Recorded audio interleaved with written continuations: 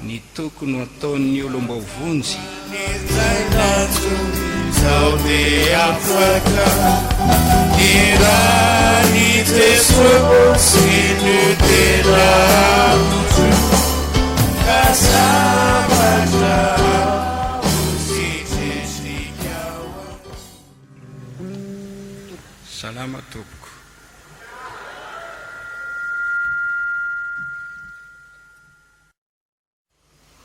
Tonga soa amin'ny fianarana ny tenin'Andriamanitra isika, fifaliana ho anay ny mampianatra ny tenin'Andriamanitra, ary tokony ho fifaliana ho anao koa ny mianatra ny tenin'Andriamanitra. Salamo 2:30, ny andininy 9, Isaia 7:40, ny andininy 17, Timoty 2:4, ny andininy 4. Toy izao ny vaky ny teny amin'ny anaran'i Jesosy. Salamo 2:30, ny andininy 9. Anome sainanao sy ampianatra anao izay lalakalinao aho, hitsinjo anao ny masoko ka hitarika anao. Isaia 7:40, ny andininy 17. Izao no lazain'i Jehova mpanavotra anao, dia ny Ray Masin'i Israely, izaho Jehova Andriamanitra ao no mampianatra anao ahita soa sady mitarika anao amin'ny lalana tokony ho alehanao. Timoty 2:4, andininy 2. Toriteny mivononana amin'ny fotoana na tsy amin'ny fotoana, manoroa hevitra, mananara-mafy, mamporisy amin'ny faripo sy ny fotom-pampianarana rehetra. Ho anareo rehetra izay nanatrika fivoriana tamin'ny alahady tapabolana, dia mahatadidy ianareo fa ireo toko sy andinin'ireo no novakiana tamintsika na novozantsika lesona mahafinaritra. Ny lohahevitra nambara tamintsika tamin'izany dia ny tokony ho ataon'ny olombavonjy mba tombony amin'ny fahasoavana, tombony amin'ny fahasoavan'Andriamanitra sy atongazy voatahiry ao amin'i Jesosy Kristy sy ny fanjakana. Mariako ity fampianarana tolotra-tsika androany ity dia toy izay efa nambara tamintsika tamin'ny alahady tapabolana lasa, alahady 2 tao arinany voalohan'ny volana izy io. Ity fampianarana ity dia natokana indrindra ho an'ny mpino vita batisa, ireo atao hoe olombavonjy, olona nateraka indray, zanak'Andriamanitra. Fampianarana feno torohevitra mahasoa sy anatranatra mahasoa izy ity. Dia raina ny tompo tamin'izany alahady zany, raha tsy manadino isika dia nisy zavatra telo lehibe nambara tamintsika. Ny tokony ho ataon'ny olombavonjy mba hitombony amin'ny fahasoavana sy atongazy voatahiry ao amin'i Jesosy Kristy sy ny fanjakan'i Jesosy. Fantatsika fa tiantsika Andriamanitra ary tiany hovovonjy isika. Tsy tianome famonjena tapany izy, tianome antsika famonjena feno. Tsy hoe novonjeny ho afaka tamin'ny ota isika dia avelany eo mba ho azony fahotana indray rehefa afaka aorinan'izay. Tsy, rehefa novonjeny indray mandeha isika, tiany hovovonjy hatramin'ny farany. Makasitraka an'Andriamanitra isika amin'izany programa mahafinaritra izay no manino antsika izany. Rehefa namonjy antsika ho afaka tamin'ny fahazaran'ny ratsy sy ny asany maizina izy, nandroaka ny devoly niala tamintsika, afaka tamin'ny fahefany maizina, dia tsy tiany hoe ho azon'ny devoly ny raintsika ho arinan'izay. Tsy tiany isovery na dia iray azy. Koa rehefa namonjy Andriamanitra, namonjy ianao Andriamanitra, dia misaora azy fa ny fitahiana izay nomeny ianao dia tiany hitohy izany ary tiany ianao ho voata mandrakizay. Izy efa tiany azy teo amin'izao tontolo izao ary tiany azy hatramin'ny farany. Indrisy anefa maro ny olona nahazo famonjena nafana tamin'ny herin'ilay ratsy, nefa taorinan'izay dia azo n'ilay ratsy indray. Teraka ny teny hoe voalohany tonga farany. Io dia midika hoe pino lasa tsy pino. Zavatra mety hitranga izany. Ary efa zava-misy teo amin'ny tantarany ny olona nanompo ny tompo izany, nanompoka tamin'ny fanahy dia nifara amin'ny ara-nofo. Nihemotra tamin'ny finoana, niala tamin'ny finoana ilay mpivavaka be lasa tsy mpivavaka. Engana isika mba hiteny amin'ny teny antsika hoe ho sanatry amiko ny verin-dalana indray. Raha ny zavatra efa noravako no atsangako indray dia mampiseho ny tenako efa diso aho, ary tena diso tokoa. Ary izay no mahatonga amin'ny Paoly ny teny tany Galatiana hoe i Galatiana dala, iza mono nanimba, iza namosavy ianareo, nanomboka tamin'ny fanahy ianareo ka mifara amin'ny nofo indray. Mangataka amin'Andriamanitra isika mba hitombo amin'ny fahasoavana avokoa ny olombavonjy, ho voatahiry ao amin'i Jesosy avokoa, ho voatahiry ao amin'ny fanjakan'Andriamanitra. Koa raha omen'Andriamanitra tombontsoantsika miaina eto ambonin'ny tany mahatratra ny fito-taona avelomana, 70 taona, 80 taona mihoatra anao izay, ka omeny faelavelona ninona zavatra mitranga sy miseho anatin'izay famakivakiana ny volana sy ny taona, dia ho ao amin'i Jesosy hatrany. Dia raina ny tombo, ho voatahiry ao amin'i Jesosy hatrany. Dia raina ny tombo. Mampatsiahanao kely aho hoe inona moa ny zavatra efa nolazaina tamintsika ireto.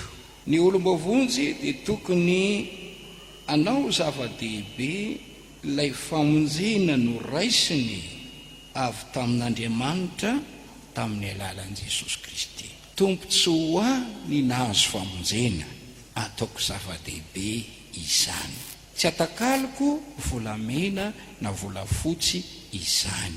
Inona moa ny soa azoko na dia azoko aza izao tontolo izao, kanefa very ny fanahiko toy ny teny hoe inona ny tombontsoa azo na azo azany zavatra rehetra, nefa very ny famonjena. Meolanja io famonjena anananao io.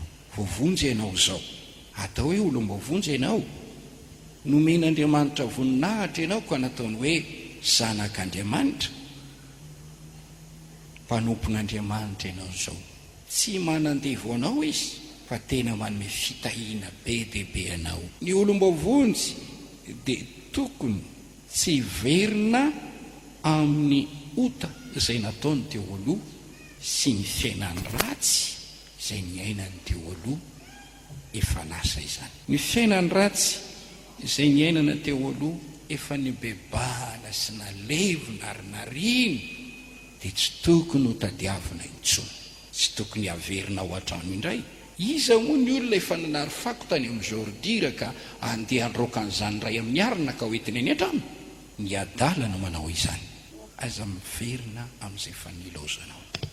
Ny olombavonjy dia tokony ho mpisaotra an'Andriamanitra mandrakariva, mazoto misaotra ny tompo mandrakariva, manana fanany fisaorana, fakasitrahana an'Andriamanitra amin'ny soa rehetra izay efa nataony. Na inona miseho dia manalavitra ny fimonomononana na endrika ny tsy fakasitrahana an'Andriamanitra. Teo tsika ny mijanona ary noresahana manokana ilay hoe manatera fanatim-pisaorana. Toy nireo ary nomenantsika amin'ity an'io ity, ka raha velan'ny fotoana dia iresaka zavatra anankitelo aminareo indray aho. Mino aho fa handray tsara ianareo a.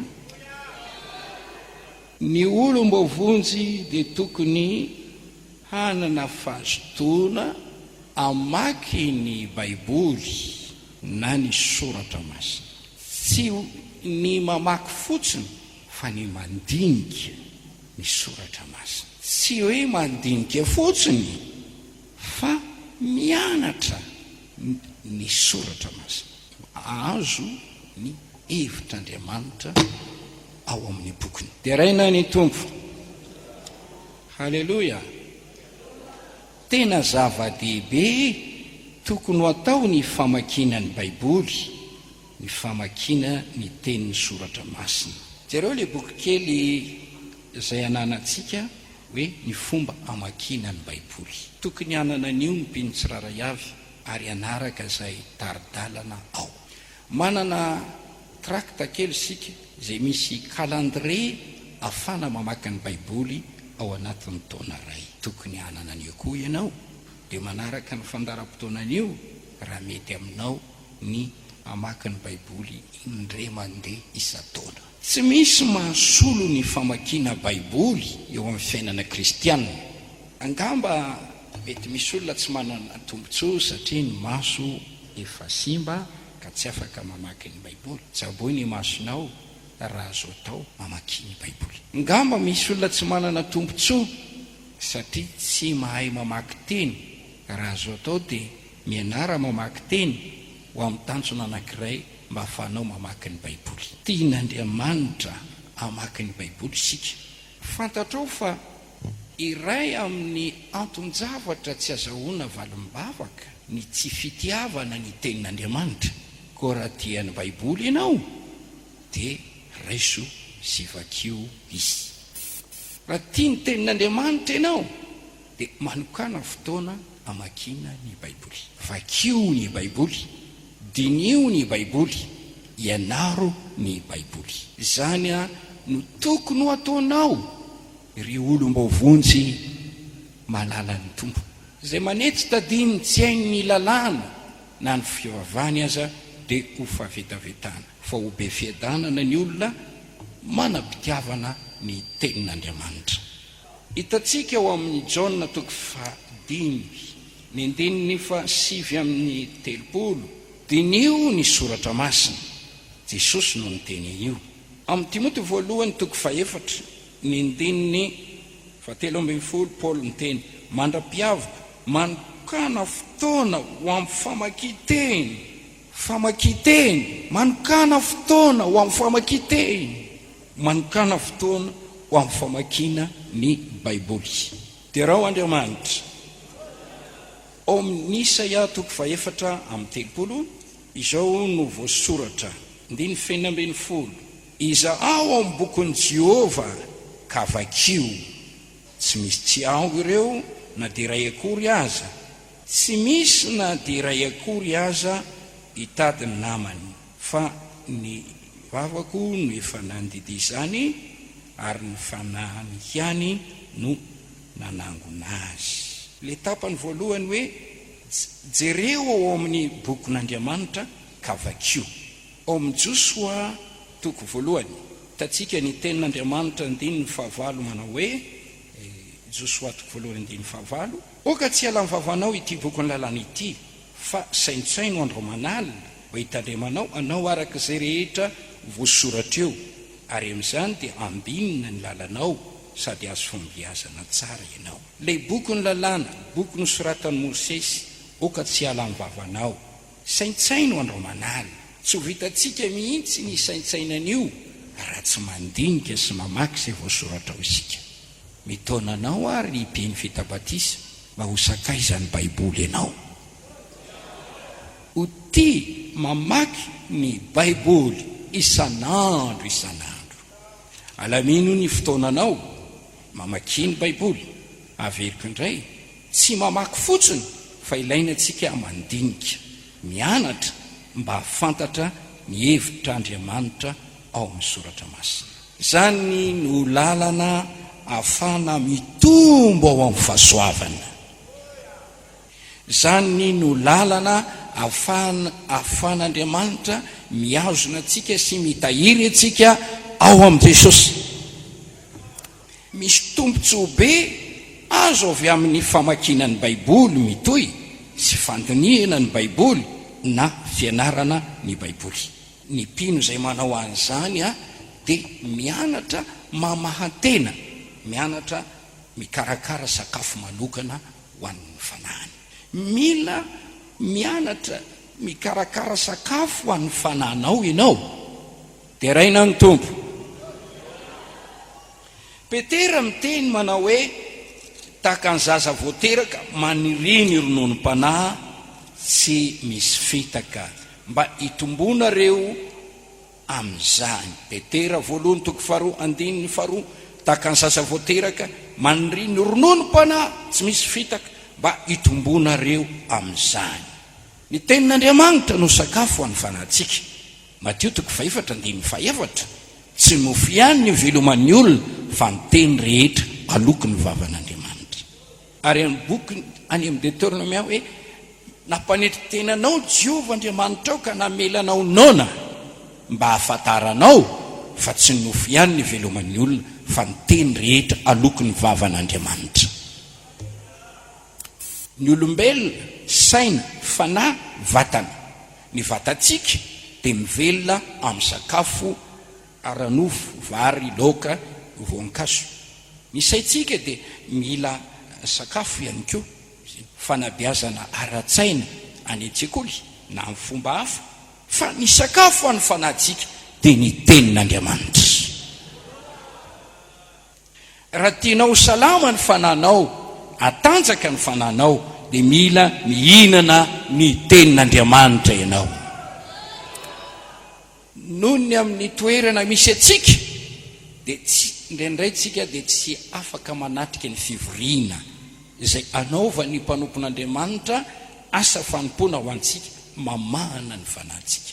Fa afaka manana ny Baiboly ianao ary afaka mihinana n'izay voasoratra ao aminy amin'ny famakiana ny Baiboly isanandro. Ny mpino dia tokony ahay mamahana ny fanahiny amin'ny alalan'ny tenin'Andriamanitra izay vakina.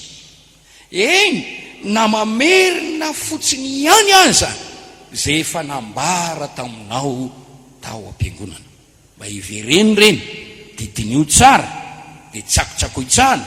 Amin'izay ianao dia takan'ireny azafady tsy hoe omby fa le fomba ny omby ony, dia mirokahatra izy dia fenony ny kipiny dia avy eo averiny tsakotsakoina indray.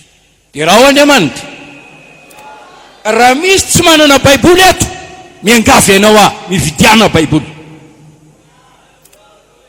Ka ho ianao hoe Baiboly inona re pasteur fa tsika eny tsy manana. Vidio le dika teny protestanta taloha iny, tsy manino. Manombo mamaky Baiboly. Raha manano sarotra anao ireo zavatra zay tsy takatra ny sainao ny filazana, ohatra ny amin'ny bokin'ny lalàna hoe Levitikosy, ny tantara lavabe, tsy hainao mantsy ny dikany. Dia manombo mamaky ny bokin'ny Salamo, dia avy eo mamaky ny filazantsara, dia rehefa mitombo ara-panahy ianao dia ho azonao ihany ireny voasoratra rehetrarehetra ireny. Raha miezaka ianao mamaky ny Baiboly dia hitombo amin'ny fahalalana soratra masina ianao. Ilaina ny fahalalana soratra masina, mahadiso hevitra ny olona ny tsy fahafantarany soratra masina. Raha mazoto mamaky ny Baiboly ianao dia hitombo amin'ny fahalalana ny sitrapon'Andriamanitra, amin'ny fahalalana ireo teny fampanantenana izay nataon'Andriamanitra ho anao, na fanasitranana, na famonjena, na fiarovana, na fisandratana, na fitahiana, maro ireny, na firy ao amin'izy ireny. Eny, amen. Anana fahendrena ao amin'ny famonjena ianao. Izao nambarany soratra masina ao amin'ny Timoty faharoa toko 7:1-10. Hatra ny fony vazaza dia efa nalala ny soratra masina izay mampahendry anao ho ao amin'ny famonjena amin'ny finoana izay ao amin'ny Kristy Jesosy.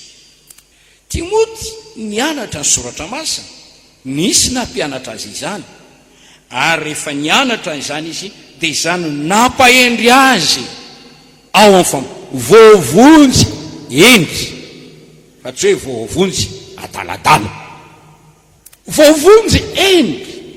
Nandray ny fahendren'Andriamanitra no ny fahalalany ny soratra masina, mampahendry io. Ary zay no mahatonga ny tenin'Andriamanitra ao amin'ny Salamo 7:10. Salamo 7:10 misy an'izao teny izao ao, ny andininy 7:70 ka hatramin'ny 4:00. Endre ny fitiavako ny lalanao, fisaintsainako mandritry ny andro izany. Mampahendry ahy mihoatra noho ny fahavaloko ianao, amin'ny didinao satria ato amiko mandrakarivo ireo. Manampalalana mihoatra noho ny mpampianatra rehetra aho, satria ny teny vavolombelonao no fisaintsainako. Malala mihoatra noho ny antom-panahy aho, satria mitandrina ny fihetsipikao. Mampahendry ny fahalalana ny soratra masina, ary lasa ohatrany hoe fisainanao le izy eo ambavanao sy eo am-ponao. Fiainanao tenin'ny fiainana ho anao. Dia raha Andriamanitra anana fitaovam-piadiana ianao raha mamaky io ka manangona io, raiso ny tenin'Andriamanitra ho sabatry ny fanahy. Efesianina 5:7. Dia anakarena amin'ny fahasoavana maro ianao.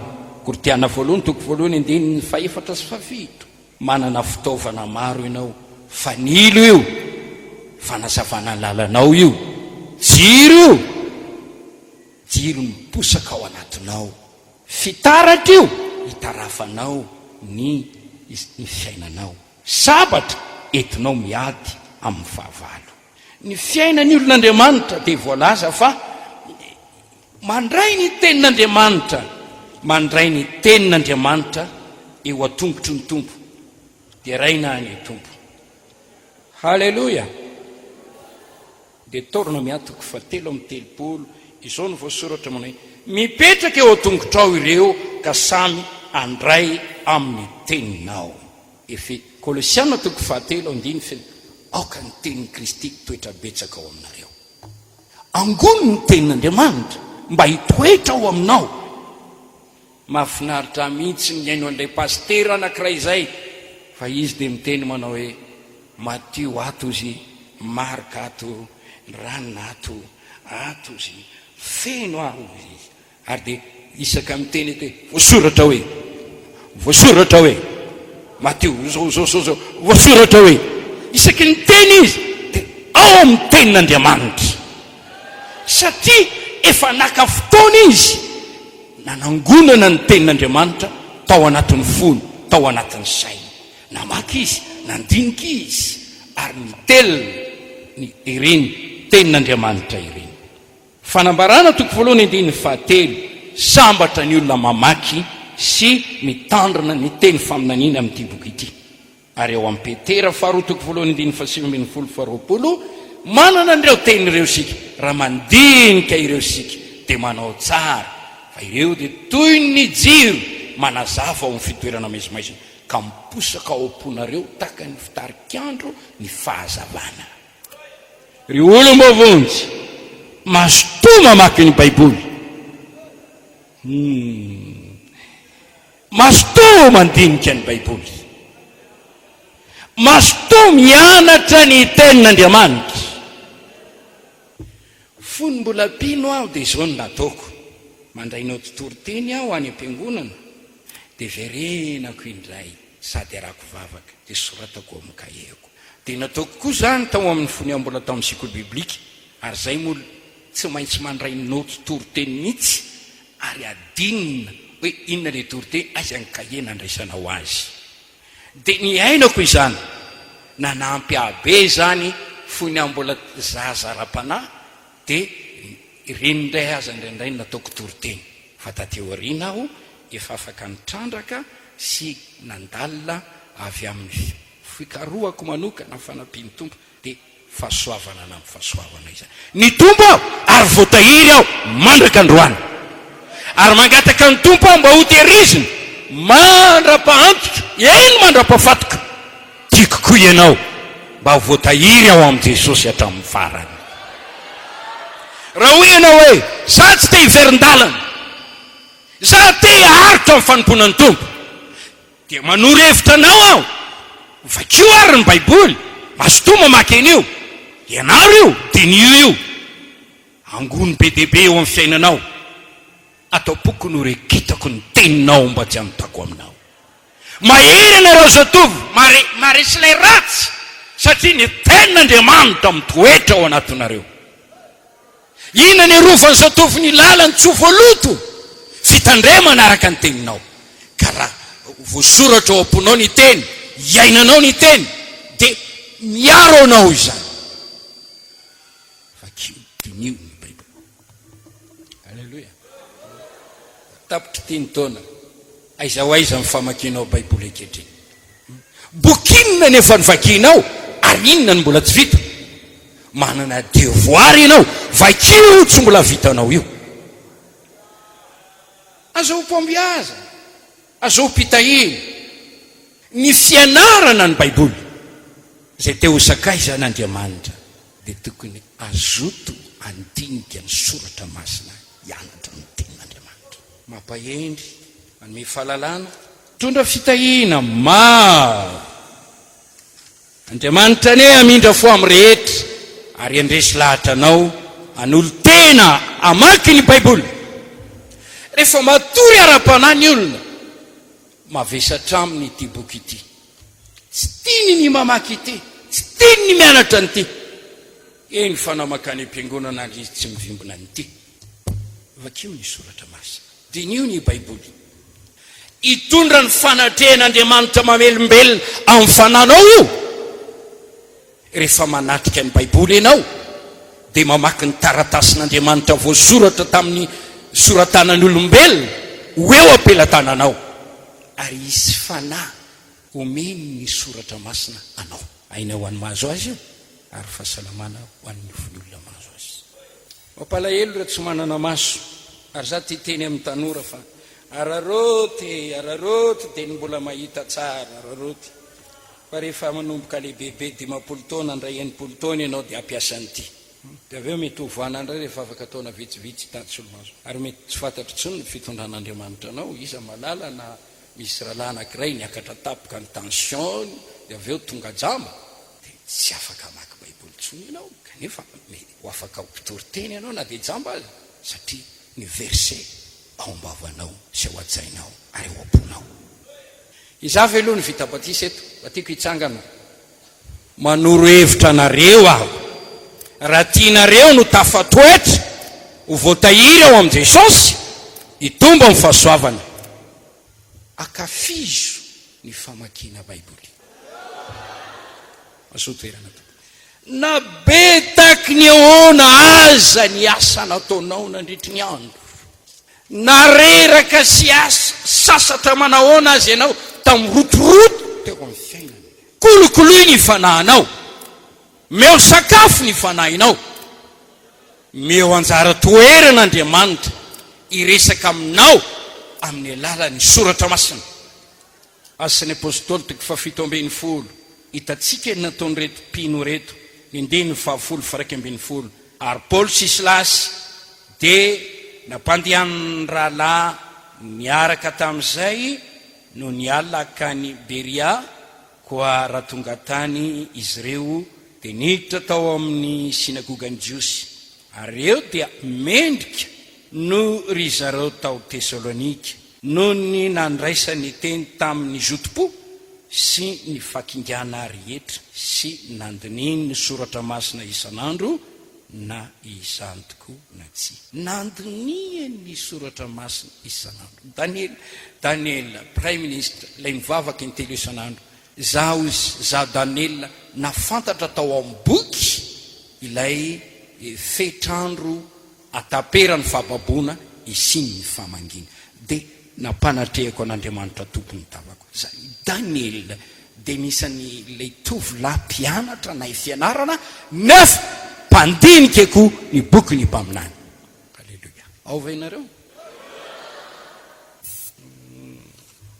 Fahadimy. Ny olombovonjy dia tokony azoto amonjy fivoriana misy ao am-piangonana, fiangonana, ilay trano fivavahana natao ivoriany mpino rehetra zay mino mba iarana mivavaka. Tokony azoto mamonjy fivoriana. Hebreo 10:5. Aza mahafoy ny fiarahantsika miangona. Miara-mamaky sika rehetra. Isa, roa, telo. Hebreo 10:5. Aza mahafoy ny fiarahantsika miangona. Toy ny miteny zany. Aza mahafoy ny fiarahantsika mivavaka. Aza mahafoy ny fiarahantsika manompo an'Andriamanitra. Aza mahafoy ny fiarahantsika midera an'Andriamanitra. Aza mahafoy mamonjy fivoriana. Salamo 2:20. Andininy voalohany. Faly aho raha hoy izy reo tamiko, andeha isika ho any an-trano-Diovy.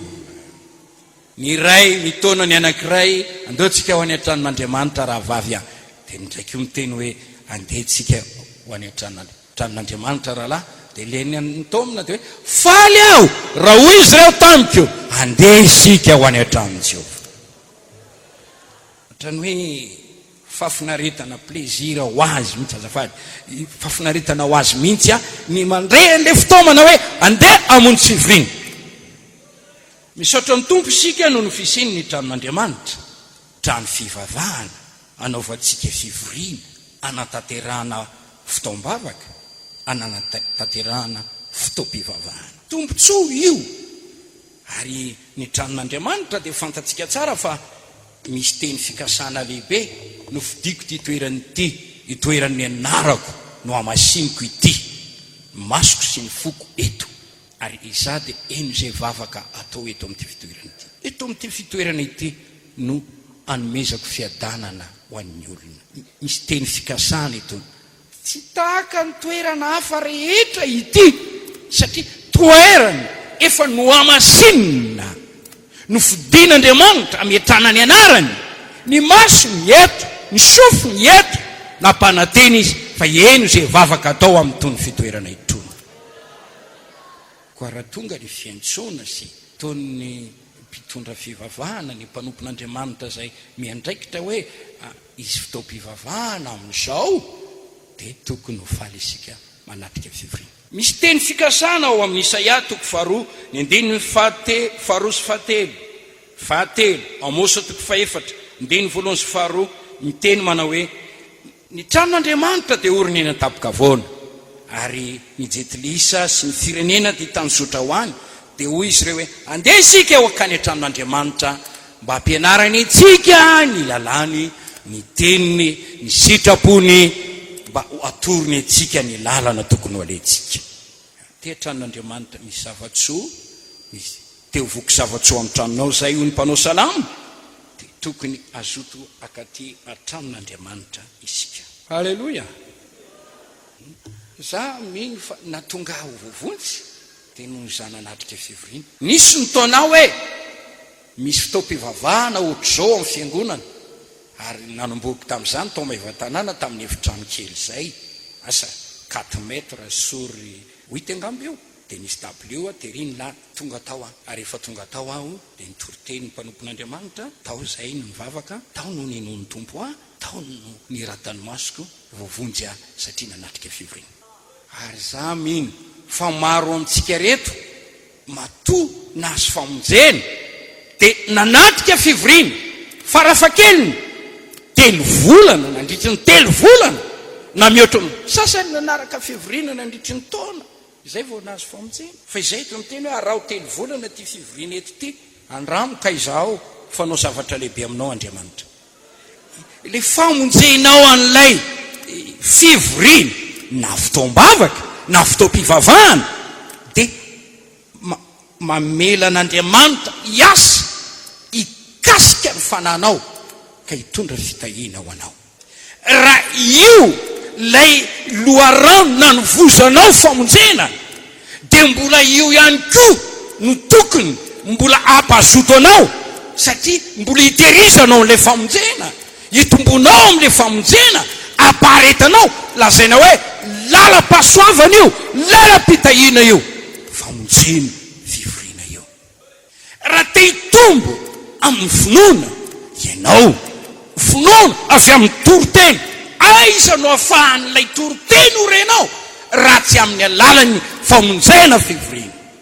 Pastera tsy araka itoroteny any mitokantranao isanandro, rehefa voalahatra ny fandaram-potoana hoe amin'ny fotoam-pivoriana, ohatra eto Korondrano talata amin'ny 5, lakamisy amin'ny 5, ariva, sabotsy amin'ny 8 maraina, ary alahady indroa metaona maraina amin'ny 7 ora sasany, ariva amin'ny 3 ora sasany. Amin'ireo rehetrarehetra dia misy tombontsoa zava-tsoa omen'Andriamanitra anao, fampianarana, toroteny, fiaraha-mivavaka ataon'ny fiangonana, mangataka ny fanatrehan'ny tompo mba hitondra aina mamelombelona ho anao. Mamonjy fivoriana raha azo atao dia mitadiava asa izay afaka hanampy anao mamonjy fivoriana. Raha azo atao, raha azo atao dia vonjeo ny fivoriana fa na dia tapany amin'ny toroteny aza ny renao. Oaka tsy ho naman'izay malaina hamonjy fivoriana ianao, ao no anomeza ny mpitandrina anao ny sakafom-panahy ho anao. Ka raha manapatapaka fivoriana ianao dia ahiny fananao, ary isitrapon'Andriamanitra tsy azonao, dia izy fiatraikany eo amin'ny fiainam-pananao zany. Indrindra tsy mbola nomena an'ilay fanomezam-pahasoavana ho mpitarika tahaka ny mpaminany ianao, fa natao mbola ho fahanana sy ampaherezana sy amporosiana, dia mila mandre ny tenin'ireo mpaminany ny tompo ianao. Azohonao fanambarana avy amin'Andriamanitra. Halleluja.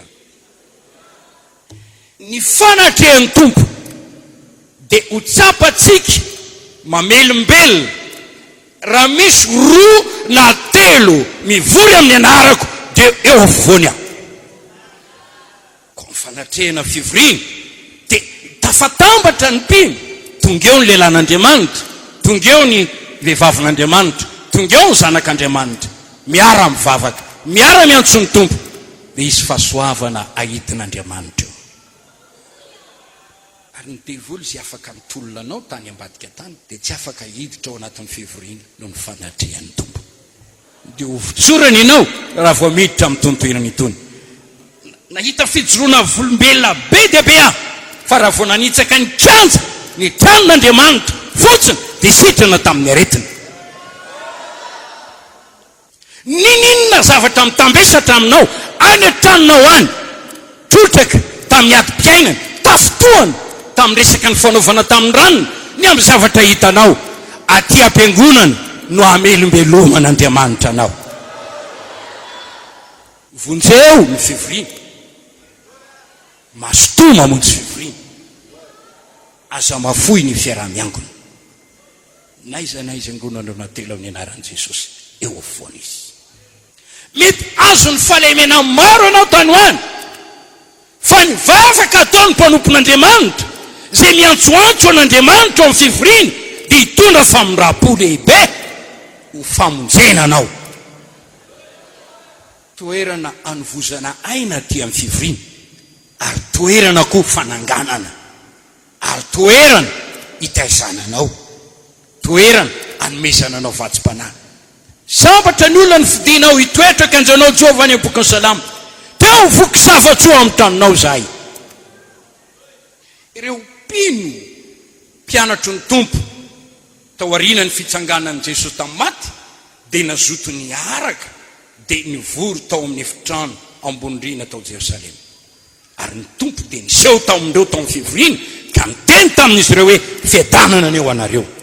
Izy ny arany angona loza ho an'ny Tomasy, satria tsy mba tonga tao amin'ilay fivoriana izay nisy ny fanatrehan'ny tompo izy, ka dia mbola latsaka tao anatin'ny tsy finoana. Fa taty aoriana izy tonga tao amin'ny fivoriana, ny tompo nanasitra anazy ho afaka tamin'ny aretiny tsy finoana.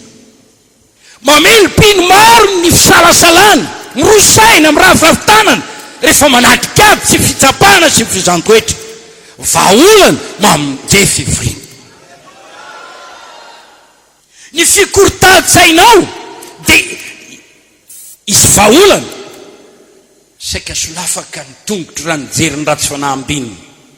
mandrapity tao fitoerana masina dia jamba ny saiko ho iasafo salamo fatelo amin'ny fitopolo fa rehefa niditra tao amin'ny fitoerana masina aho dia no azavain'Andriamanitra ny saiko dia hitako fa ny eo akaikin'Andriamanitra ny mahatsara ny fiaina. Afetseny devoly no misakana anao tsy hamonjy fivoriana.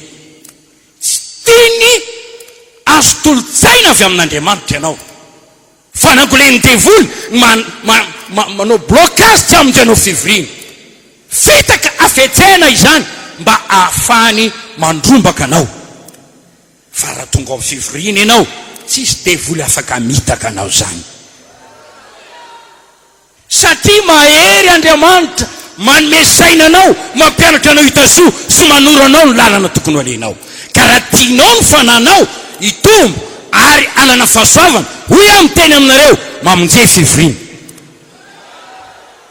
Tatsika ny apôstôly amin'ny toko voalohany 7:7-8, Petera, Jakoba, Maria, reny Jesosy sy ny vehivavy hafa naharitra mivavaka sina tao fitoerana raha izy rehetra niombona tamin'ny bavaka, ary rehefa tao fivoriana dia ny ray saina namonjy nilatsaka amin'ny fanamasina. Ary eo pino tamin'ny voavonjy tamin'ny andro Pentecoste dia hitantsika tsara ny fahazotoana izy ireo amin'ny Asan'ny Apôstôly toko 2 dia hovakitsika io ny andeniny 2:7. Ary izy ireo naharitra tsara tamin'ny fotom-pampianaran'ny apôstôly sy ny fimbonana sy ny famakinany mofo ary ny vavaka ndiny fiainam-pifapolo. Ary dia niray saina isan'andro izy ireo ka nazotona keo amin'ny tempoly, namaky mofo tamin'ny tokantrano ny mifandimby, ninakana tamin'ny fifaliana sy ny fahatsoram-po, nideran'Andriamanitra sady nahita fity tamin'ny vahoaka rehetra ary nampiny tompo olona hovonjena isan'andro ny fiangonana. Nazotona keo amin'ny kianjan'ny tempoly. Halleluja. Ary hitantsika eo amin'ny Asan'ny Apôstôly toko 5 dia hitanareo tsara ny fitahiana fa teo amin'ny filofan'i Solomona dia nivory teo isan'andro dia nanatona teo ny olona dia nisy fahagagana nataon'Andriamanitra teo, nitoy ny fifazam-panahy ary miasa Andriamanitra mamonjy fivoriana. Manana fivoriana maro tsika, ny kiray talata amin'ny 5, lakamisy amin'ny 5, dimy ora hariva, sabotsy amin'ny 8, lahady amin'ny 7 sasany maraina. Mba firy amreo no vonjenao. Fotoam-bavaka isan'andro, latsinainy talata, larobia, lakamisy, zoma. Fivoriam-bam-pifadikanina isaky ny lakamisy, alohan'ny voalohan'ny volana alakamisy zoma. Za mino fa ny mpanao politika tambazotra ray sy atoko ray dia miketriketrika isan'andro ary mivory isan'andro. Ny zanak'Andriamanitra mila hitanao rehefa misy toedra irana amin'ny firenena ny miaramila dia ao anatin'ny camp ary mivory matetika. Dia nio izay lazaiko omeny tombo fahazavantsaina ianao, mifoaza miala amin'ny tsirambona amin'ny famonjena fivoriana, miala amin'ny akamona mamonjy fivoriana.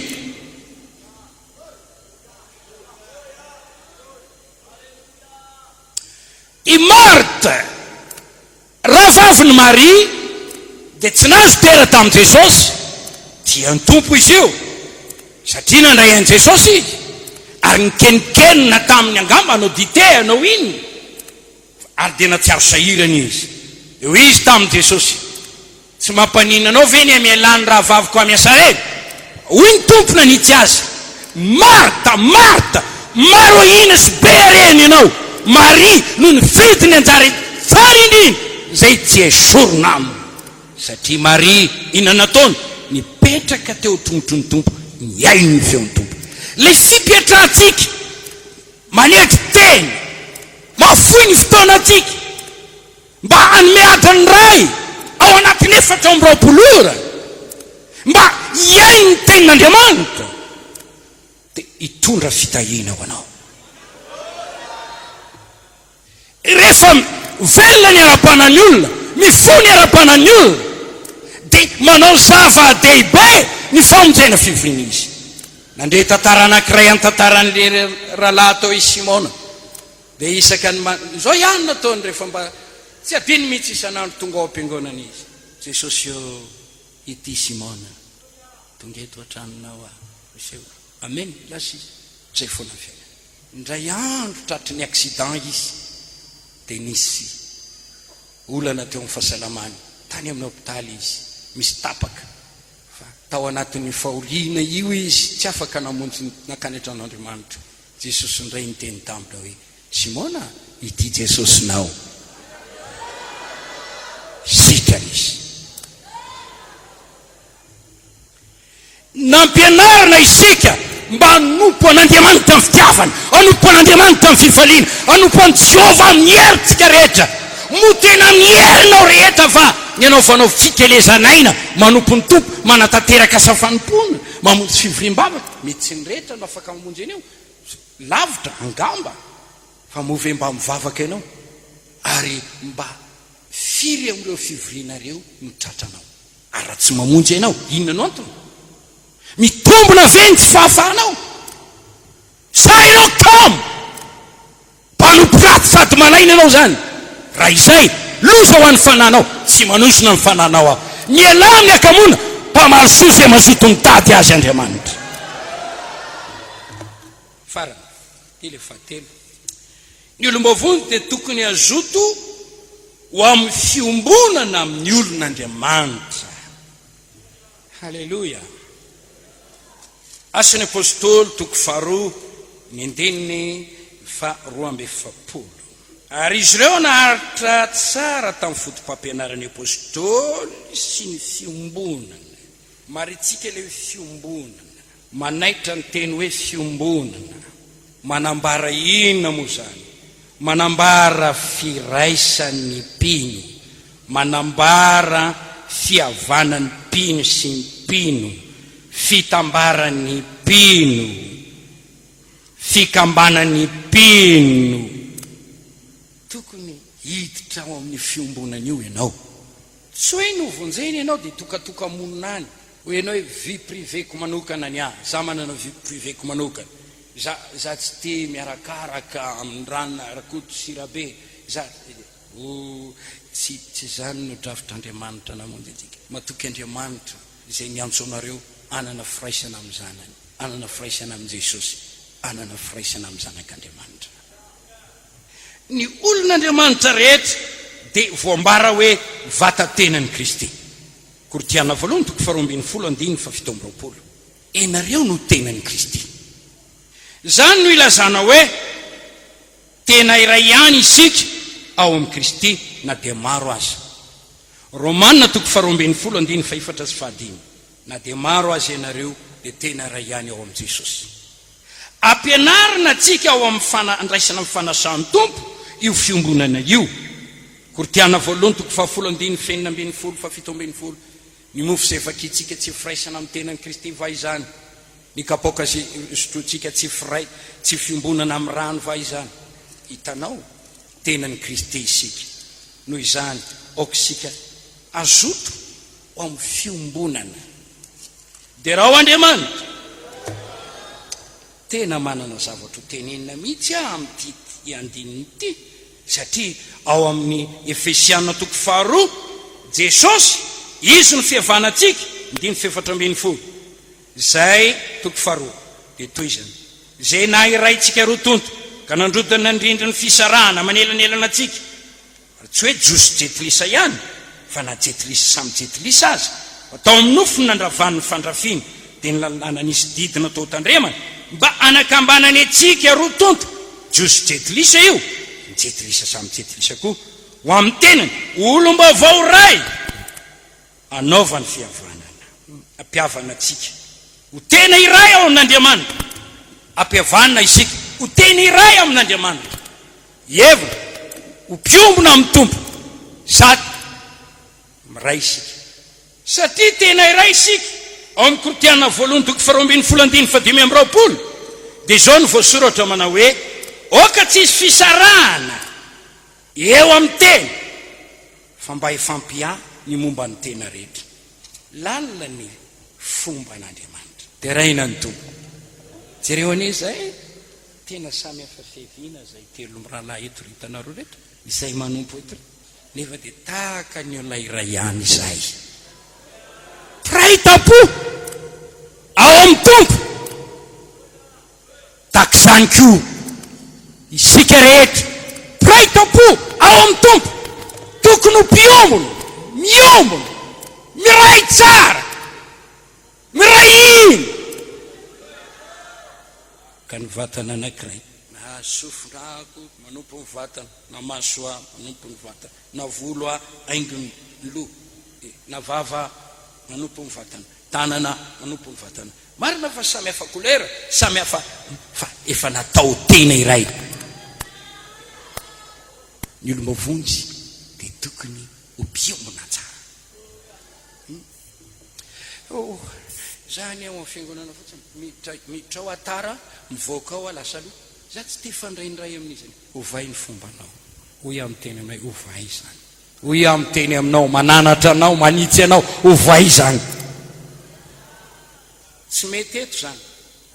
Mba fantatro mo io tsika manatrika fivoriana mandetsika io ngeka misy tanjona manana ny fanantsika natanterantsika setrobotra mba hifakalalatsika samitsika, mba hifakatiavatsika.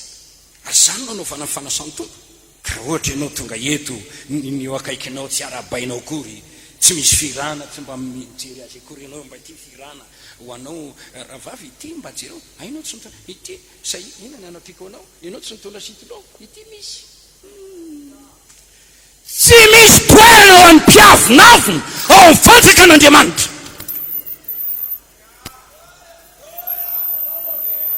Tsy misy toerana ao amin'ny seho azo zavatra ao amin'ny fanjakan'Andriamanitra. Ary angamba raha misy mpiavinavina eto dia olona tokony mbola hibebaka sy ho vavò ary tokony ho diofina amin'ny rahan'i Jesosy sy ny tenin'Andriamanitra mba hanany toe-po manetry tena. Zay mahatonga ny tenin'Andriamanitra amin'ny teny manao hoe ianareo izay ambony atao voninahitrareo ny fietrehana rehefa miaraka amin'ny mpino. Ianareo izay ambany atao voninahitrareo ny fisandratana. Satria na dia izaho olona tsotra sy mpiopy sy mpamafalalana aza dia miray latabatra amin'ny rahalahy jeneraly. Le anankiray nanetry tena dia manome voninahitra an'Andriamanitra izy amin'izany. Ary ny anankiray misangatra satria miray ladablo amin'ilay jeneraly. Ilay tsy nahita fianarana dia miray dablo amin'ilay vahampianarana. Ka miteny amin'ilay anankiray hoe rahalahy ary miteny amin'ilay anankiray hoe rahalahy. Andriamanitra no mahavita an'izany. Fa ry any amin'ny sehatra amin'izao tontolo izao sy fikambanana amin'izao tontolo izao dia izay samy mianjaika no miaraka. Fa ao fanjakan'Andriamanitra toy izany efa novany ny fo olo mavao ray ary tian'Andriamanitra ho mpiombona ireo. Ny rahan'i Jesosy nalatsaka anao fihavanana sy fampiraisana. Ny herin'ny azo fijaliana nanao fihavanana fampiraisana. Mivavaka nataon'i Jesosy manao fihavanana fampiraisana. Ny batisa ny fanahy masina manao fihavanana fampiraisana. Ny tenin'Andriamanitra mananatra antsika hifankaty iray teny iray feo mampitandrina raha misy mahatonga fizarana miala amin'izany. Iresaka hoe ireo olon'Andriamanitra tokony himbonanao. Voalohany, ny mpanompon'Andriamanitra zay voatendrin'Andriamanitra anompo anao, hitarika anao. Halleluja. Miombona aminay, miaraha aminay, mihavana aminay, miraisa aminay. Aza mandrafy anay ianao, aza manao anay ho toy ny fahavalonao. Hoy le anjely tamin'ny Jaona, mpanompo namanao izay mitana ny filazana an'i Jesosy. Raha mamaky ianao, ina moa ny anjara toeran'izany mpanompon'Andriamanitra izany? Voalohany ao amin'ny Korintena 7:7-5 mpanompo mahatonga anao mpino izy. Romanina 7:7-8 mpanompon'andriamanitra izy mahatsara anao. Hebreo 7:7 mitondra anao, miampina amin'ny fanahinao, mivavaka ho anao. Inona moa ny tsy imbonanao aminy? Ataovy mpanolotsaina tsara ho anao zay. Aza miandry efa ao anatin'ny olana voe mila pastera. Lozany sasa maditra maka saina fa tsy amin'ny fanahiko. Mba maka saina amin'ny mpanompon'andriamanitra. Ina moa dia olana ho anao? Nomen'andriamanitra fahasoavana anio iambina ny fanahinao tsy tiako tsinona ny fiainako taontaon'ny toroteny eo. Mampaninona anao moa zany raha atao toroteny anao ary. Ina moa ny olana amin'izany? Ngamba kosa tsisy ilaza ny anaranao tsisy ilaza ny anaranao eto fa le zavatra manjoanao tataraina amin'ny hafa mba hanasoany hafa. Matahotra amin'ny pastera zay ni tsy biby fatahorana, zay koa ni tsy komisera, zay ni mpanao fifonana mibavaka ho anao miombona aminay, miavana aminay. Mamboleo fifandraisana.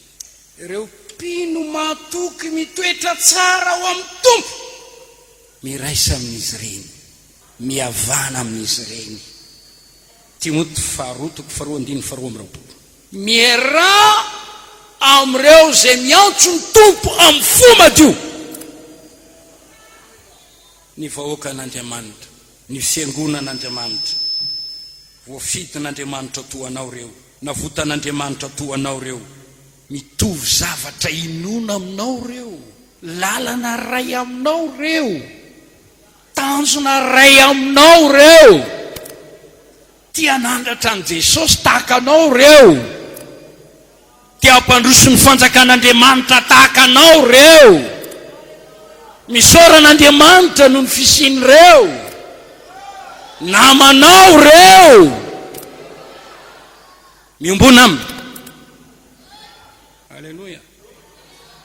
Ranahako anao, anabaviko anao, anadahako anao ny sœur ary rahavavy isika miteny sy miresaka an'io fiombonana io sy firaisan'ny mpino io. John apôstôly ao amin'ny epistily 1:7 ny firaisanay dia ao amin'Andriamanitra ray sy zanaka, ary miteny an'io koa Paul lazay ny fa firaisana amin'ny fanahy masina io. Kortianina 2:7-4, Efesiana 4:4-5. Ao amin'ny Efesiana 4:4-5 dia izy manao hoe ray ny loha Jesosy io, izy ny tombony tena rehetra, zay akambana tsara, ampiraisina tsara noho ny fifanompony ny isantonony arak'izay anjarany asany avy. Halleluja. Mampianatra sokajin'olona maro zay tsy azo imbonana, tsy misoratra masina na dia zany azy, toy ny hoe aza misakaiza amin'ny olona mora tezitra, aza misakaiza amin'izany fandrao hianatra ny fanaony ianao, aza mikambana amin'izay miovaova, ny fikambanana amin'ny namandratsy manimba amin'ny fitondran-tena tsara, aza mitesina zoka tsy atononanao hikambananao amin'ny tsy mino, aza mifangaroaro amin'ny olona mpanaratsy. Raha misy olona mpanao hevi-diso nanariny indray mandeha indro tsy mety ialao raha misy raha lahy santoka alaviro izy, raha misy tsy mitoetra amin'ny fampianarana aza mirapa azy, za mampiatrano azy akory fandrao dia mifondrany fanao aminy ka mitondra ny lalivainy miara amin'izay miantso amin'ny tompo amin'ny fomadio. Namana zay matahotra anao aho amin'ny olonao masina dia zay mitandrina ny didinao no akasotrahako indrindra. Be deaibe io tsy ary voavaky eto ny fomba iombonana iraisana, miezaka ho amin'izany satria mety atao zany ekeo ihany ankehitriny. Zao no mety amintsika tanteraka ny sitrapon'Andriamanitra, mitandrina ny didi-pitiavana, mizaha mitady fitiavana, toera amin'ny fitiavana. Ilaina ny fahamasina fiainana, miara miantsony tompo ny fomadio, tombontsoa ny fiombonana, misy fakasitra an'Andriamanitra ao. Indre tsara sady mafinaritra raha mitralahy no miara-monina, miara-mivavaka, miara-manompo, miara-mandroso, miray lalana, miaraka. Tsara ny roa no ny ray, tsara misy firaisaka iny, misy tombony be ny fisasarany roa. Zasy ianao miara-miady amin'ny devoly, raha misy mavony ny anankiray, manarona, mafinaritra. misy fahasoavana be. Zany ho hitantsika tamin'ny fiangonana voalohany, tao le fiombonana dia nisy fahasoavana be, misy fifoasana. Tao le fiombonana ray fo eo na maro azy taka ny olona iray ihany. Manakafatra olombavontsy eo, miombona amin'ny pasteranao, mihavana aminy, miara aminy amin'ny fanompony, mifandraisa aminy.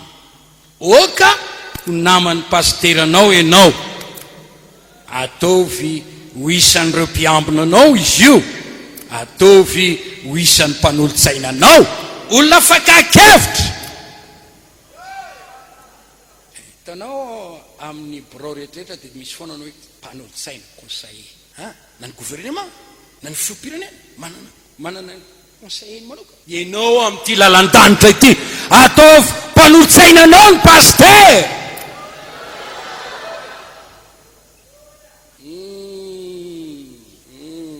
Amin'ny ataonao raha tanora nambady ianao, mba maka hevitra amin'ny pastera miloha ny tsabantsabanao any, tsy hoe izy nanome vady ianao, fa mba hivavaka izy dia anontany tompo dia ho teneniny hoe zao ny zavatra misy zao raha mety aminao. Tsy fantatro firy atony mba namanay zafatoko akonana raisika miombona amin'ny rahalahy sy ny anabavy.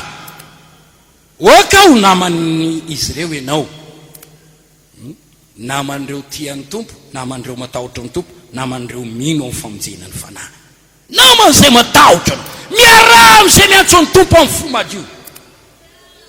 Miombona amin'ny fiangonana araka ny ten'Andriamanitra. Aza mandao ny fiangonana, aza mandao ty fiangonana ty, aza mandao zay fatrapaniry zava-panahy, zay ampandroso ny fiangonana ny tadiavindrindra.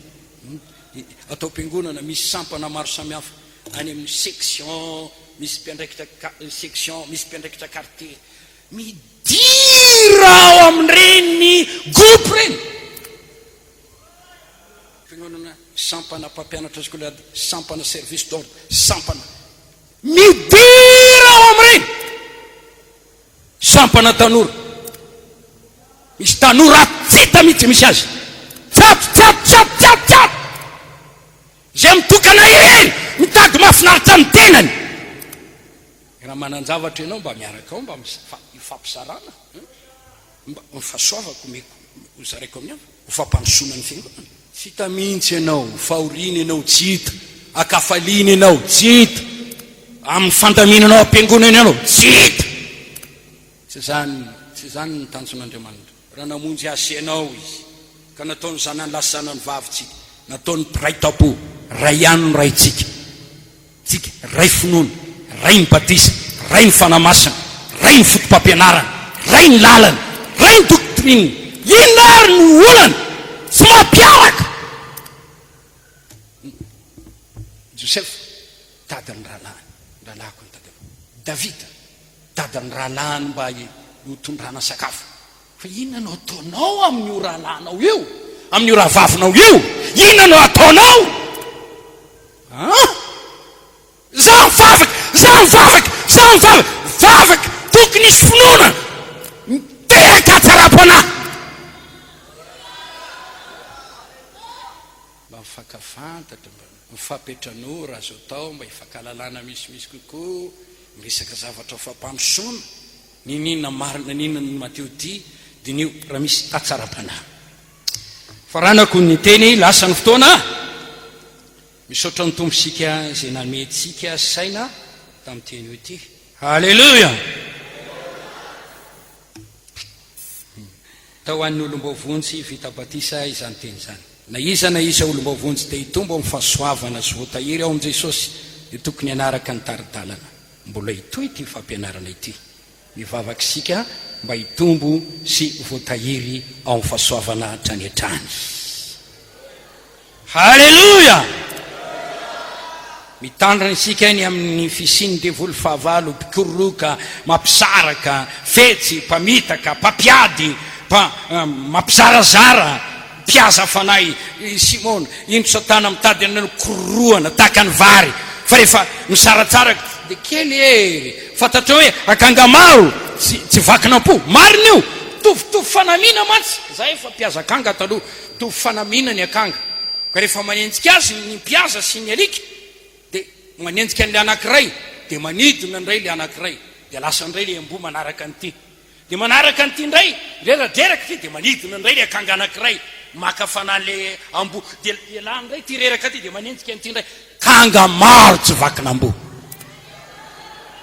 koa rehefa ray fiteny isika ray fo isika miray tsara tafatambatra tsara sy ho azony devolo osongozony ary raha mifanaiky amin'ny vavaka isika miombona mivavaka mifampivavaka dia izy valim-bavaka lehibe ho ataon'Andriamanitra ho tahian'Andriamanitra ny ianao mitsangana teneny ny olomba vonjaka ho tahian'Andriamanitra ianao raha vavy ho tahian'Andriamanitra ianao raha lahy dia raina ny tompo hitako ny lalatsara ka isorako azoko ny faombena ka tanako hatramin'ny farany mangataka amin'ny tompo isika fa ny olom-bavonjy eto amin'i Jesosy mamonjy dia tsy ho azony satana rombana na oviana na oviana satria tsara ofana tamin'ny alalan'ny tenin'Andriamanitra. Halleluja. Minon'izany venareo atoko tsy te overany amin'ny olo tsy te azo mifangatsiam-po tsy misy te overin-dalana tsy te ho raraka fa te ho tonga any an-danitra avokoa sika rehetra. Mivakio ny baiboly mamonjey fivoriana miombona amin'ny kristianina namanao mahaiza mifampizara mahaiza mifampitondra zay mavesatra mifanampy mifanoana tsy haiko le hira ino hoe namako ianao na hira fafiry zay ataotsika izy halleluja namako ianao mitenena namako ianao andraso mbola jipre hira fa namako ianao iaraka isika fafiry 2:10. Halleluja. Tsy fantatro gamba sarokenatra ianao ny tsy arahanao amin'ny hafa koa mety misy manahirakirana nefa oka andresy ny ratsy amin'ny soa ary mangataka amin'ny tompo hiaro anao miraisa amin'ny fitiavana amin'ny finoana amin'ny fanetretena dia mifanampy mandresy isika namako ianao 2:10 totsika miaraka mitiaka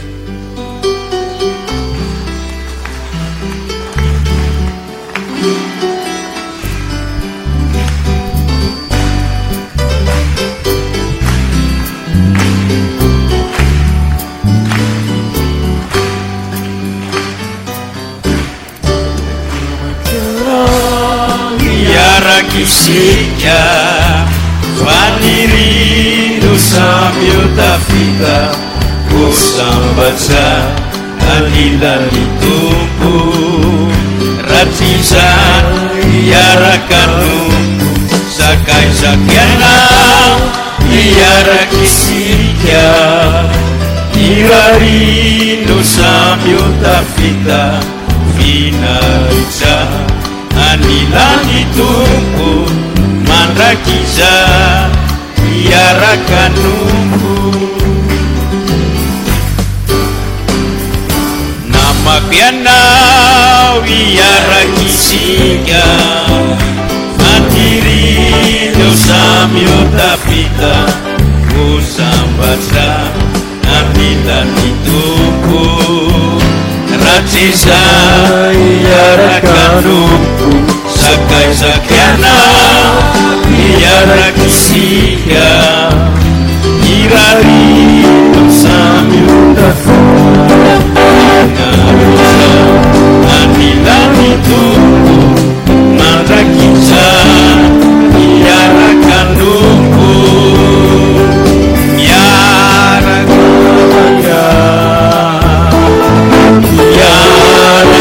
yarakamidera yaramandra ifanasana anao fanatiza yaraka mitory teny mitondrany afasa manambara ny vaovao-mafa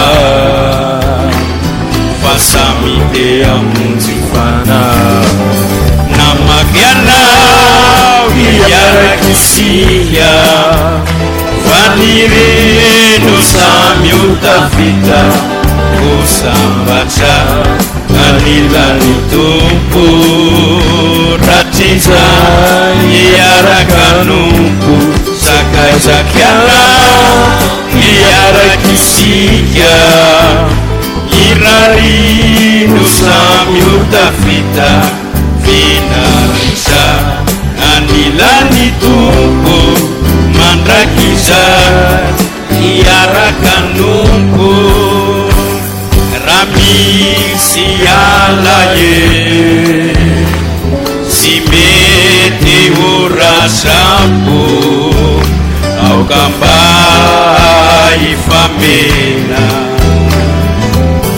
io visarany fo hoavy ane ilay tompotsika ny tiany vaovita alamino ny zavadretra fantsino naindray sisy fetra namaky anao hiaraky isika fa ny reno samy ho tafita ho samatra anilany tompo ratriza hiaraka nompo sakaizakiana hiaraky isika irarino samy ho tafita misaraka anilany tompo mandrakiza hiaraka alleluia favakisika isotro ny tompo noho ny amin'ny teniny raha misy lesoka tokony arenina dia areno mangata amin'ny tompo manao hoe ataovy ho tia ny teninao aho toany fanamazoto aho hianatra ny teninao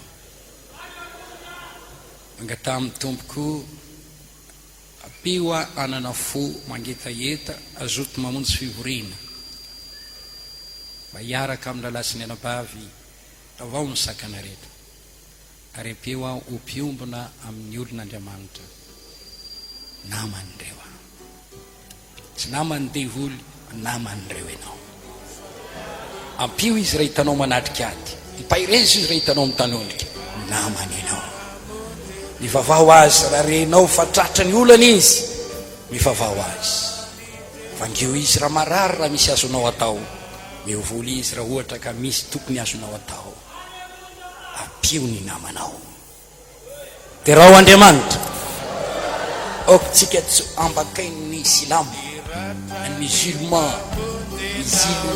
eran'izao tontolo zao dia mifanampy sy mifanaovana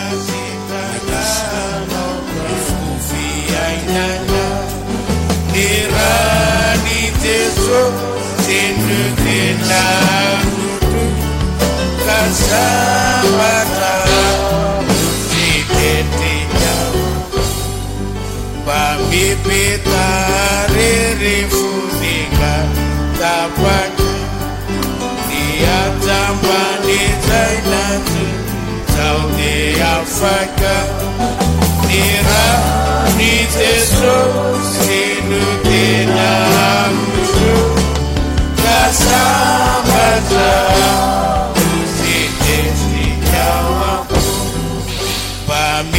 pamipitare rifu kadakapaka dia tambani zainatu saudi afaka irani teso tenutenarutu kasabata